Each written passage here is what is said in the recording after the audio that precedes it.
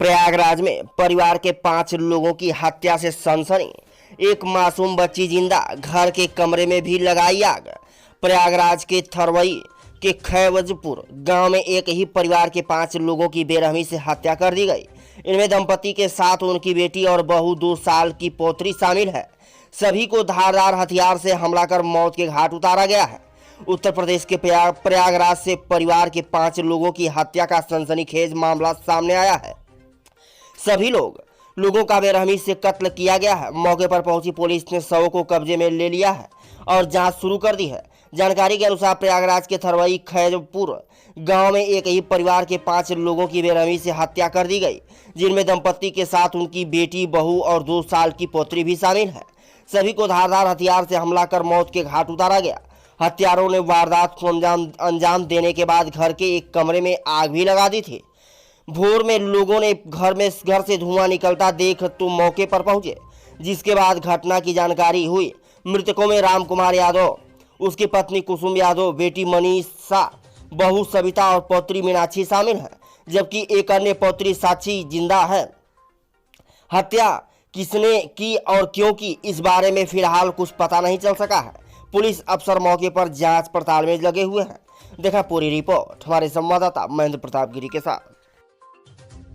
ये प्रकरण थाना थरवई जिला प्रयागराज का है। इसमें आज सुबह करीब 5:30 बजे पुलिस को सूचना मिली थी कि एक घर में करीब 4-5 लोग मृत अवस्था में हैं। ये सूचना पे तत्काल पुलिस टीमें, फील्ड यूनिट, डॉग स्क्वाड, आला अधिकारी सब मौके पे पहुंचे।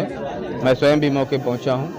यहाँ पे पाया गया कि इस घर के मुखिया जो हैं राजकुमार की पत्नी, राजकुमार की बहू और उनकी 2 नतनियाँ और राजकुमार की बेटी, तो कुल 5 लोग इसमें मृत थे।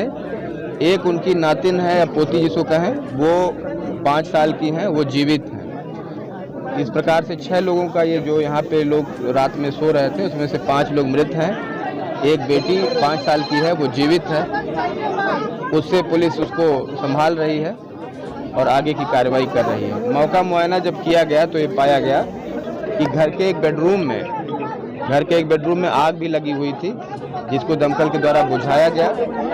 अभी ससुराल पक्ष वाले, जो उसमें मृतका है सविता, ससुराल पक्ष वाले और इनके घर के पक्ष वाले, इनके पति वगैरह यहाँ पे पहुँच गए हैं। उनसे बातचीत की जा रही है। वो जो भी तहरीर देंगे तत्काल ही उसको मुकदमा में कन्वर्ट किया जाएगा, दर्ज किया जाएगा। पूरे प्रकरण में 7 टीमें बनाई गई हैं। 7 टीमों को अलग अलग काम दिए गए हैं।